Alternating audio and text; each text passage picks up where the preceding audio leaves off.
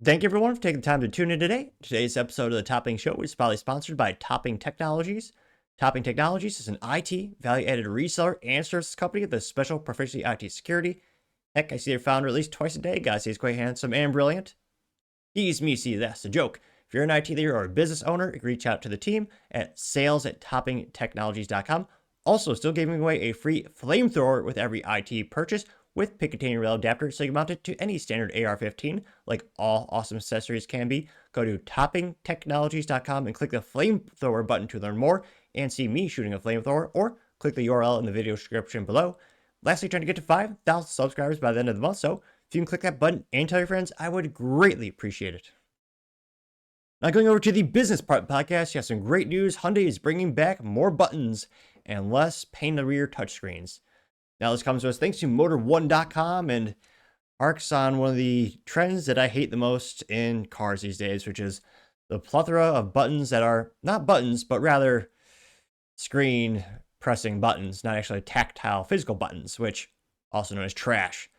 The one thing I do not love about my 2018 Honda Civic Si with the stick shift is the fact that there's no there's no actual button for the radio power or for the radio volume adjustment.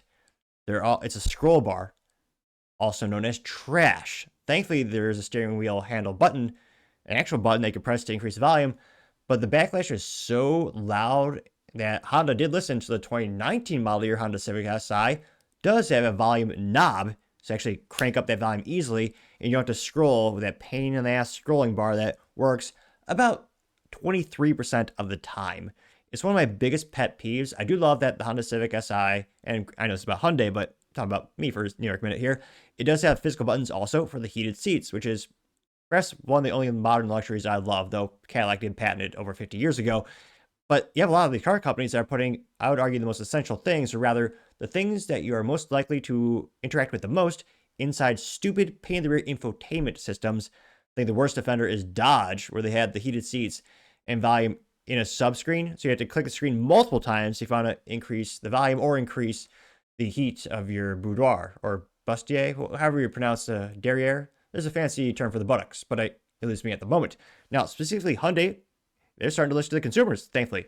This is again brought to us thanks to Motor1.com, and specifically the writer over there, Chris Perkins, and he says, quote, Hyundai, we want more buttons in your car. Hyundai's design head, Sangdeep Lee, believes that the design is about helping people, so he's firmly against haptic pads taking over the car interiors.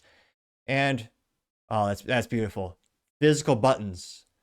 Like the 90s. Okay, it's not, it hasn't been that long since they've been trying to throw them away, but again, that's what you want. I want a physical button for the hazards, the volume, the power, climate control.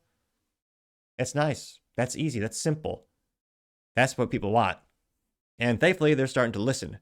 Now, they say, quote, Sang-Yup Lee, head of the Hyundai and Genesis Design, knows the difference between a designer and a stylist.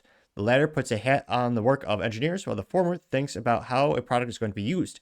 It's aesthetic, yes, but also functionality, which is why he's a big believer of real buttons in car interiors. Finally, he says, quote, design is for helping others, I strongly believe. He says in New York Auto Show interview, haptic are cool, but it's not about helping people, unquote. Now they say, quote, we're sitting in the interior of the newly revealed 2026 Palisade, and while there's a screen for secondary HVAC controls, there are knobs for temperature and shortcut buttons for many infotainment functions and vehicle functions for driver modes. The steering wheel has real buttons, and there are real buttons for the mirror controls, too. Lee is also quite proud of the leading edge of the center console, which is shaped into a pad to resist your hand while operating the switches, which, let's scroll down here really quick. Yeah. Kind of interesting. Now, he continues saying, quote, now here you can see the front of, well, again, that's such a monstrosity of an SUV. Granted, I'm not really an SUV guy. All my vehicles are cars with stick shifts, but I know there's a market for everything. Now, again, that grill is about the size of a GMC, or I'm trying to think of what's a big monstrosity. Well, a GMC. Now he says, quote, the idea is that you don't have to fit your shoulder to change lift your shoulder to change any settings, and more importantly, you can do so while keeping your eye on the road. There are other thoughtful touches too. Lee points out that many cars now have panoramic gauge clusters, and infotainment screens integrated into a panel that says proud on the dashboard. In Palisade, they're under a trim piece, so they're not affected by glare. Pretty good idea too. Lee says, quote, "It's important because the car is for the family. We really study what you do with the family. You pick the kids up from school, all the activities, and we designed based on the consumer lifestyle. It has to be easy to drive. The car should not be complicated," unquote. The usability also affects the exterior design too. As Lee told us before, the traditional two-box SUV shape helps maximize interior space. But the design team did subtle things like playing with the tumble home, the curvature of the windows to free up headroom, something you do not see unless Lee points it out, but something you appreciate regardless, which, I mean, again, I think this design, the exterior of this vehicle just it looks abhorrently disgusting. Dare I say almost as bad as a Jaguar concept car? I don't know. It's up there, but maybe it grows on you. It's like the 80s kind of with the retro look, maybe? I mean, not for me, but, obviously I'm not the target audience for this. Now they say, quote, "It's a refreshing approach and a good reminder that great designers aren't concerned only about how things look." Previously, Lee told Motor One about a conversation he had with the car design icon Giorgetto Giuliotto. Lee asked the maestro to name his favorite of his designs, figuring he would say the Lotus Esprit or something else spectacular and sporty. Giuliotto surprised Lee by picking the original Fiat Panda, really, because it was one that he felt had the biggest impact on how people lived. And speaking to Lee briefly, we could only tell the impact that lesson had on him. And so Hyundai is a design leader in every sense, not just aesthetics, which, yeah, Hyundai is probably one of the best brands in terms of improvements throughout the past 20, 30 years. I mean, they were the butt of most automotive jokes, even less reliable than a Ford for many years. I think the best joke would be Jay Leno comparing the reliability of a Hyundai being like a bobsled going down a hill. The bobsled would be more reliable getting down the hill, was the joke, which, yeah, obviously I failed in attempting to say that joke, but nevertheless, it's the thing where their reliability has come a long way, the build quality, everything.